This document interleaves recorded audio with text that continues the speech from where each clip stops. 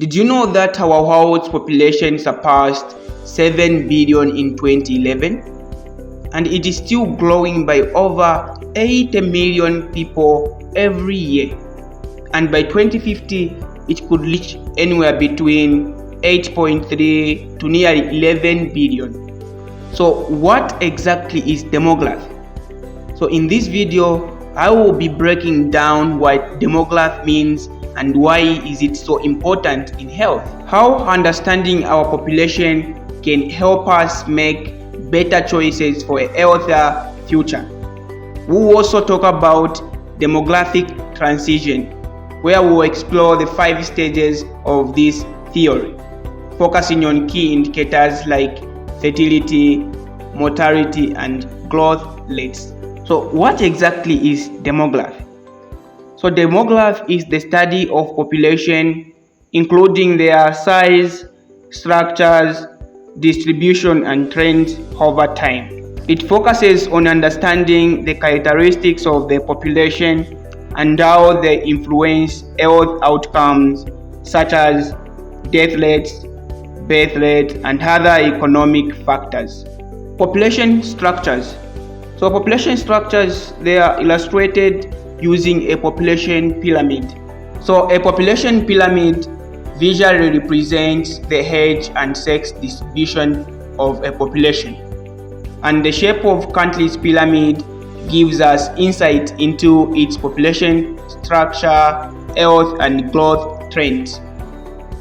So in developing countries, the population pyramid has a wide base that narrows significantly as it rises. So a wide base indicates a large proportion of young people.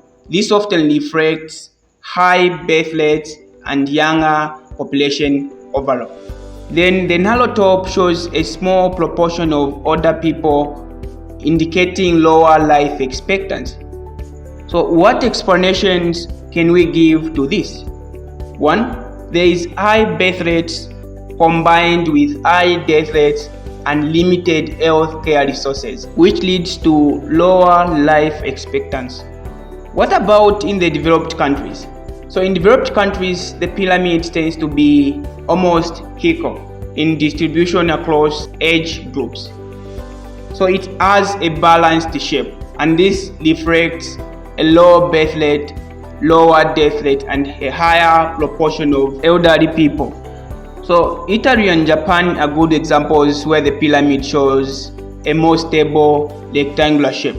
So we can say that the population pyramid shapes reveals critical differences between developing and developed countries, including health, mortality rates, and population growth trends.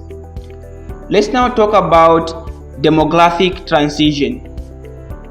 So demographic transition is a gradual process in which a society or a population moves from high birth rate and death rates to a lower birth rate and death rates.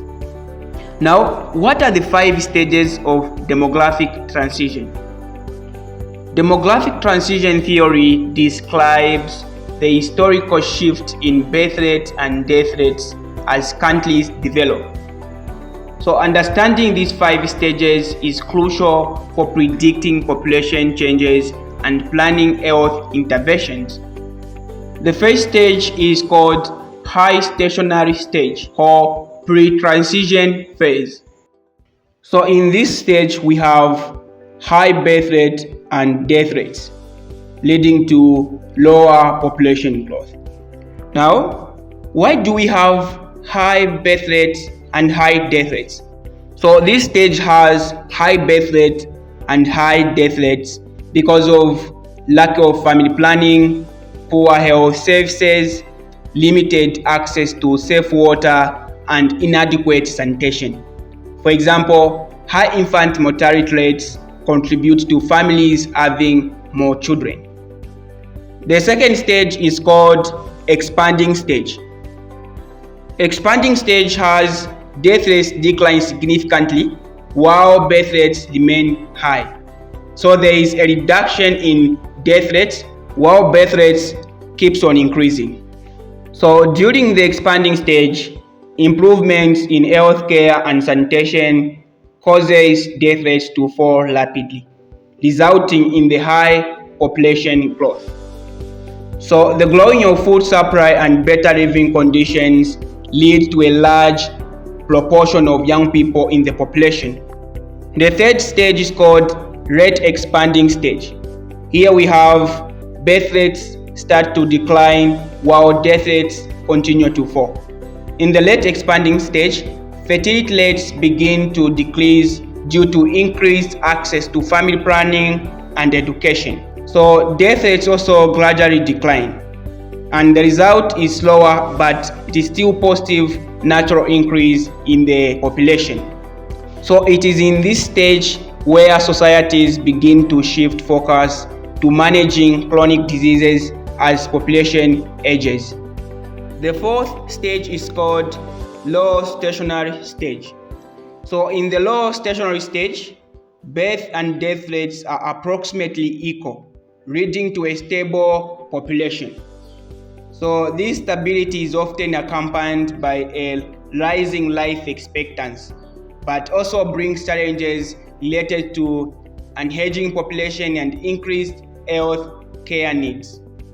Then the final stage is called decline stage, where birth rates fall below death rates, leading to a population decline. So this stage is characterized by excess deaths and low birth rates. Also, populations begin to decrease. And this stage is marked by a significant increase in the elderly population relatively to young groups. So we have more elderly people compared to young people.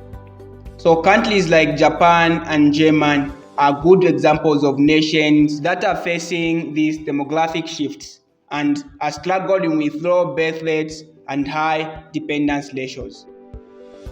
So we can see that each stage of demographic transition presents unique health challenges. Like early stages deal with infectious diseases, while later stages must manage chronic illnesses and elder care.